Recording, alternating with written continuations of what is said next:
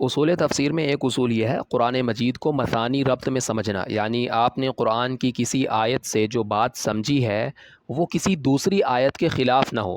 آپ نے قرآن مجید میں کسی جگہ سے کوئی نتیجہ نکالا ہے وہ خود قرآن سے ٹکراتا نہ ہو، اور تفسیر کے معاملے میں اکثر غلطیاں اسی اصول کی رعایت نہ رکھ پانے کی وجہ سے ہوتی ہیں۔ ابھی ہم اس کی چند مثالیں بھی بیان کریں گے۔ دیکھیے اللہ تعالیٰ نے فرمایا اللہ نزل احسن الحدیث، اللہ نے سب سے بہترین کلام نازل کیا، کتاباً ایک ایسی کتاب کی صورت میں، متشابہن جس کے اجزاء آپس میں ملتے جلتے ہیں، معنی کی صحت میں، عبارت کے حسن میں، بات کو سکھانے اور سمجھانے میں اس کتاب کے اجزاء آپس میں ہم رنگ ہیں، ہم آہنگ ہیں، ملتے جلتے ہیں۔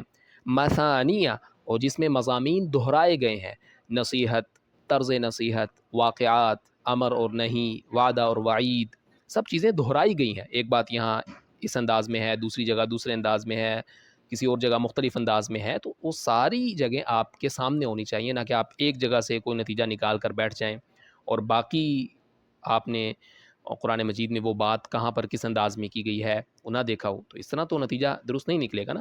اسی طرح اللہ تعالیٰ نے فرمایا افلا یتدبرون القرآن، کیا یہ لوگ قرآن میں غور نہیں کرتے؟ ولو کان من عند غیر اللہ، اگر یہ اللہ کے سوا کسی اور کی طرف سے ہوتا، لوجدوا فیہ اختلافا کثیرا، تو یقیناً وہ اس میں بہت کچھ اختلاف پاتے۔ ابھی اس آیت کی تفسیر ہم نہیں کر رہے ہیں، بس یہاں جو بات سمجھ رہے ہیں وہ یہ کہ دین میں کوئی اختلاف نہیں ہے، دین کی کوئی بات دوسری بات سے نہیں ٹکراتی، قرآن مجید کی کوئی بات دوسری بات سے نہیں ٹکراتی۔ اگر آپ نے کسی جگہ سے کوئی نتیجہ نکالا ہے، کوئی بات سمجھی ہے اور وہ خود قرآن مجید کی کسی آیت سے ٹکرا رہا ہے، تو اس کا مطلب جو آپ نے نتیجہ نکالا، جو بات سمجھی، وہ درست نہیں ہے۔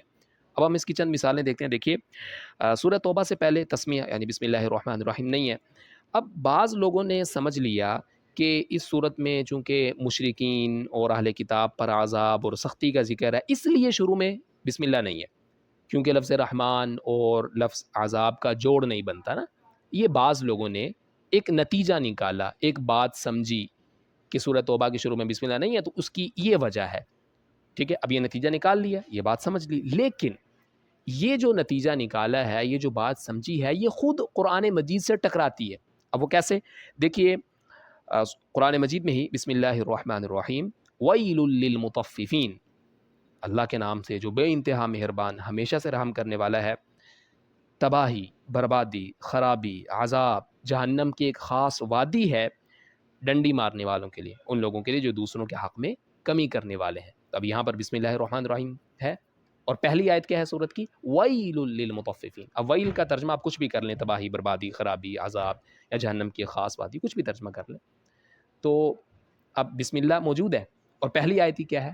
ویل، اس لفظ سے شروع ہو رہی ہے، تو وہ لوجک کہاں جائے گی کہ چونکہ عذاب کا ذکر ہے لہٰذا اس وجہ سے شروع میں بسم اللہ نہیں۔ اب سورۃ توبہ کے پہلا لفظ اس طرح نہیں ہے کہ عذاب، تباہی، بربادی، سورۃ توبہ کا پہلا لفظ تو یعنی ایسا نہیں ہے، لیکن یہاں پر تو ہے۔ اسی طرح دیکھیے بسم اللہ الرحمن الرحیم، ویل لکل ہمزۃ لمزہ، اللہ کے نام سے جو بے انتہا مہربان، ہمیشہ سے رحم کرنے والا ہے، اور آیت کا پہلا لفظ کیا ہے؟ تباہی، بربادی، خرابی، عذاب، جہنم کی خاص وادی، کوئی بھی ترجمہ کر لیں۔ لکل ہمزۃ لمزہ، ہر اس شخص کے لیے جو اپنے عمل یا زبان سے لوگوں کی عیب جوئی کرتا ہے۔ تو اب یہ پہلی آیت ہی ہے اور اس سورت کے شروع میں بسم اللہ ہے۔ اسی طرح دیکھیے بسم اللہ الرحمن الرحیم، تبت یدا ابی لہب وتب، اللہ کے نام سے جو بے انتہا مہربان، ہمیشہ سے رحم کرنے والا ہے، ٹوٹ جائیں ابو لہب کے دونوں ہاتھ اور وہ برباد ہو جائے۔ اب یہ سورت کی پہلی آیت ہے اور اس کے شروع میں بسم اللہ الرحمن الرحیم ہے، اور یہ کہ لفظ رحمان اور لفظ عذاب کا جوڑ نہیں بنتا، تو دیکھیے سورہ مریم میں ہے، ابراہیم علیہ السلام نے اپنے والد سے کہا تھا، یا ابتی، اے میرے ابا جان، انی اخاف، میں ڈرتا ہوں، ان یمسک عذاب من الرحمن، کہ آپ پر رحمان کی طرف سے کوئی عذاب آ جائے، عذاب من الرحمن، کہ آپ پر رحمان کی طرف سے کوئی عذاب آ جائے۔ اب وہ لوجک کہاں جائے گی کہ لفظ رحمان اور لفظ عذاب کا آپس میں کوئی جوڑ نہیں بنتا۔ ابھی ہم یعنی درست تفسیر کیا ہے، درست مطلب کیا ہے، وہ ڈسکس نہیں کر رہے ہیں، وہ کسی اور سبق میں۔ ابھی ہم ایک اصول سمجھ رہے ہیں کہ قرآن مجید کو مثانی ربط میں سمجھنا، اور یعنی کسی جگہ سے جو آپ نے نتیجہ نکالا ہے وہ دوسری جگہ سے ٹکرانا نہیں چاہیے. تو اب وہ لاجک کہاں جائے گی کہ لفظ عذاب اور لفظ رحمان کا آپس میں کوئی جوڑ نہیں بنتا. اسی طرح دیکھیے کہ قرآن مجید میں دو جگہ پر ہے، ایک سورہ یاسین میں اور دوسرا سورہ قاف میں. خشی الرحمن بالغیب، بن دیکھے رحمان سے ڈرا. خشی الرحمن بالغیب، بن دیکھے بغیر دیکھے رحمان سے ڈرا. اب لفظ رحمان ہے اور ڈرنا، اب رحمان سے ڈرنا جو بے انتہا مہربان ہے اس سے ڈرنا. تو اب یہ کہ لفظ عذاب یا خوف کا، ڈر کا لفظ رحمان سے تعلق، وہ لاجک کہاں جائے گی؟ ٹھیک. تو خلاصہ کیا ہے، جو سورہ توبہ کی شروع میں بسم اللہ نہیں ہے، وہاں پر کچھ لوگوں نے جو یہ سمجھ لیا کہ شاید عذاب کا ذکر ہے، مشرکین پر، اہل کتاب پر سختی کا ذکر ہے، اس وجہ سے اس صورت کے شروع میں بسم اللہ الرحمن الرحیم نہیں ہے. تو وہ جو نتیجہ، وہ جو بات سمجھی تھی وہ قرآن مجید سے ٹکرا رہی ہے. ٹھیک ہے.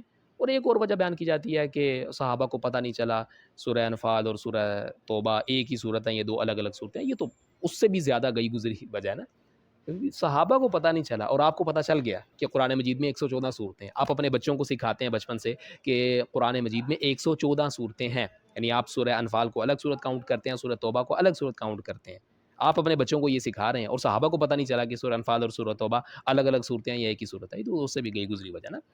اچھا، دوسری مثال دیکھیے کہ سورہ قصص میں سورہ نمبر 28 ہے، اس کے تیسرے رکوع میں لفظ مدین سے بعض لوگوں نے سمجھ لیا کہ موسیٰ علیہ السلام کے سسر شعیب علیہ السلام تھے، یعنی وہ شعیب جن کا قرآن مجید میں دوسری جگہ پر بھی ذکر ملتا ہے، تو وہ موسیٰ علیہ السلام کے سسر تھے.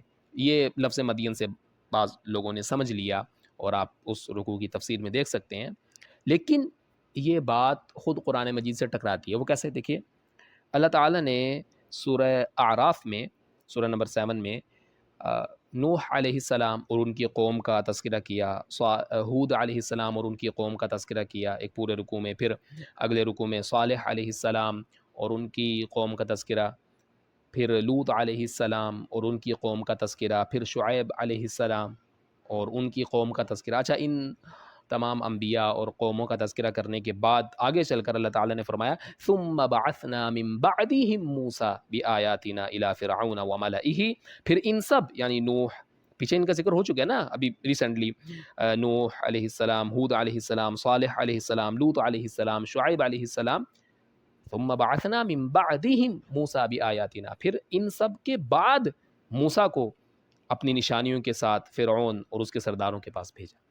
ٹھیک ہے. تو اب یہ بات تو قرآن سے ٹکرا رہی ہے نا. موسیٰ علیہ السلام کا زمانہ بہت بعد کا ہے شعیب علیہ السلام کے زمانے سے. شعیب اور موسیٰ کا زمانہ ایک نہیں ہے. اور اس سے بھی بڑھ کے دیکھیے کہ قرآن مجید میں ایک جگہ پر ہے سورہ عنکبوت میں، آپ دیکھیے آیت نمبر 26 میں فآمن لہ لوط، تو لوط ایمان لائے ابراہیم پر. لوط علیہ السلام ابراہیم علیہ السلام پر ایمان لائے، یہ قرآن مجید واضح طور پہ بیان کرتا ہے. اور کہا جاتا ہے کہ لوط علیہ السلام وہ ابراہیم علیہ السلام کے بھائی ہاران کے بیٹے تھے، یعنی ابراہیم کے بھتیجے تھے لوط.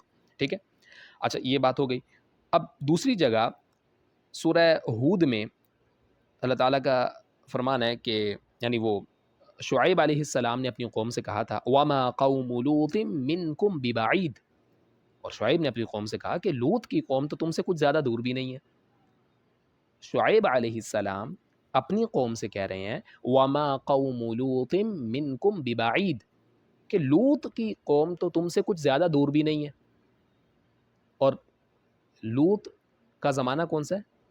ابراہیم کا زمانہ. لوط علیہ السلام ابراہیم علیہ السلام پر ایمان لائے، اور شعیب علیہ السلام اپنی قوم سے یوں کہہ رہے ہیں وَمَا قَوْمُ لُوطٍ مِّنْكُمْ بِبَعِيدٍ، کہ لوط کا زمانہ تو تم سے کچھ زیادہ دور بھی نہیں ہے. تو اس کا مطلب کیا ہے کہ شعیب علیہ السلام کا زمانہ لوط علیہ السلام کے زمانے کے قریب ہے، ابراہیم علیہ السلام کے زمانے کے قریب ہے، نہ کہ موسیٰ علیہ السلام کے زمانے کے. اور ابراہیم علیہ السلام اور موسیٰ علیہ السلام کے زمانے میں تو بہت زیادہ فاصلہ ہے، بہت زیادہ. اور یہی بات آپ سمپل تفسیر ابن کثیر میں دیکھ لیجئے. سورہ قصص کی آیت نمبر 25 کی تفسیر میں ابن کثیر رحمہ اللہ لکھتے ہیں وقال آخرون، اور دوسروں نے کہا کان شعیب قبل زمان موسیٰ علیہ السلام، کہ شعیب علیہ السلام موسیٰ علیہ السلام کے زمانے سے پہلے ہیں. بمدت طویلۃ، ایک لمبی مدت. شعیب علیہ السلام اور موسیٰ علیہ السلام کے زمانے میں ایک لمبا عرصہ ہے، بہت فاصلہ ہے درمیان میں. شعیب علیہ السلام تو موسیٰ علیہ السلام سے بہت عرصہ پہلے گزر چکے تھے. لِأَنَّهُ قَالَ لِقَوْمِهِ، اب وہی بات جو ہم نے پیچھے ڈسکس کی ہے، وہی بات ابن کثیر نے بھی لکھی ہے کہ لِأَنَّهُ قَالَ لِقَوْمِهِ، شعیب علیہ السلام نے اپنی قوم سے کہا تھا وَمَا قَوْمُ لُوطٍ مِّنكُمْ بِبَعِيدٍ، کہ لوط کی قوم تو تم سے کچھ زیادہ دور بھی نہیں ہے. وَقَدْ كَانَ هَلَاكُ قَوْمِ لُوطٍ فِي زَمَنِ الْخَلِيلِ علیہ السلام، اور لوط علیہ السلام کی قوم کا ہلاک ہونا وہ تو ابراہیم علیہ السلام کے زمانے میں تھا. جیسے کہ وہ جو فرشتے لوط علیہ السلام کی قوم پر عذاب لے کر آئے تھے، وہ پہلے ابراہیم علیہ السلام کے پاس گئے تھے نا. ٹھیک ہے، آپ سورہ ہود میں بھی آپ دیکھ لیں گے یہ، اور اسی طرح سورہ عنکبوت میں بھی کئی جگہ پر قرآن مجید میں آپ کو مل جائے گا کہ جو فرشتے لوط علیہ السلام کی قوم پر عذاب نازل کرنے کے لیے آئے وہ پہلے ابراہیم علیہ السلام کے پاس گئے تھے. ٹھیک ہے، اچھا تو وقد کان ہلاک قوم لوط فی زمن الخلیل علیہ السلام، کہ لوط علیہ السلام کی قوم کی ہلاکت تو ابراہیم علیہ السلام کے زمانے میں ہوئی. بنص القرآن، قرآن مجید میں واضح طور پہ موجود ہے. وقد علم انه كان بین موسیٰ والخلیل علیہم السلام مدت طویلۃ، اور یہ تو واضح طور پہ سب کو پتا ہے کہ موسیٰ علیہ السلام اور ابراہیم علیہ السلام کے زمانے میں ایک لمبا فاصلہ ہے، دونوں کے درمیان میں بڑی مدت ہے. تزید علی 400 سنۃ، یہ تو 400 سال سے بھی زیادہ ہے.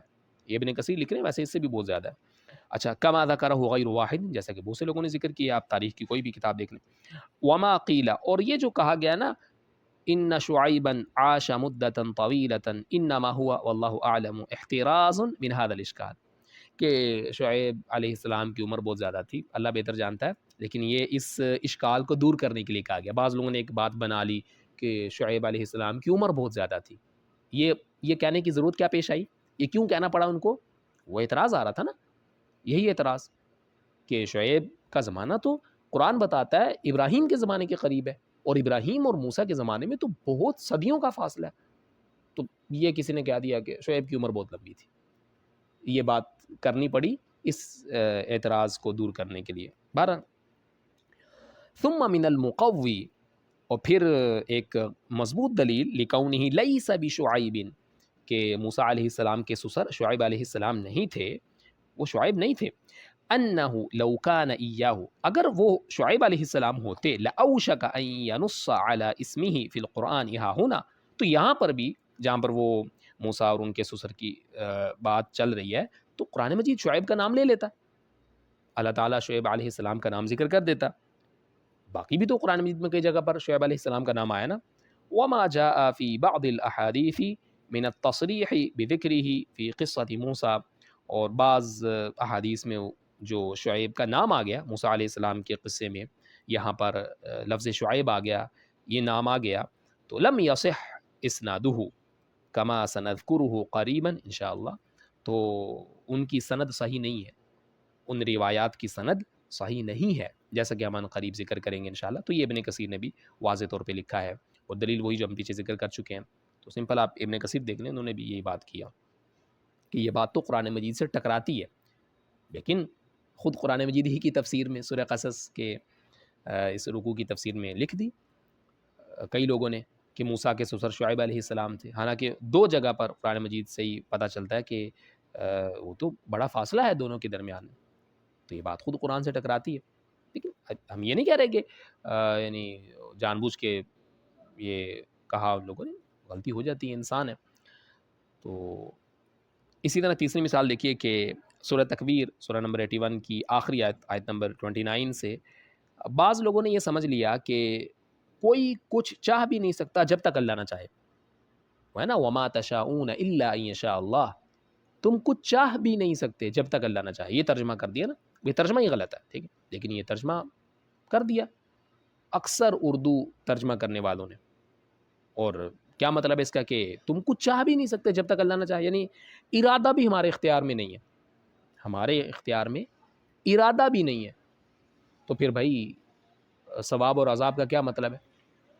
اچھا، یہ ایک نتیجہ نکالا نا، یہ ایک بات سمجھی اس آیت سے، لیکن یہ خود قرآن مجید کی دوسری آیت کے خلاف ہے. دیکھیے سورہ کہف میں ہے وَقُلِ الْحَقُّ مِن رَبِّكُمْ، اور کہہ دو کہ یہ حق تمہارے رب کی طرف سے ہے. فَمَن شَاءَ فَلْيُؤْمِن، اب جو چاہے ایمان لائے، وَمَن شَاءَ فَلْيَكْفُرْ، اور جو چاہے کفر کرے.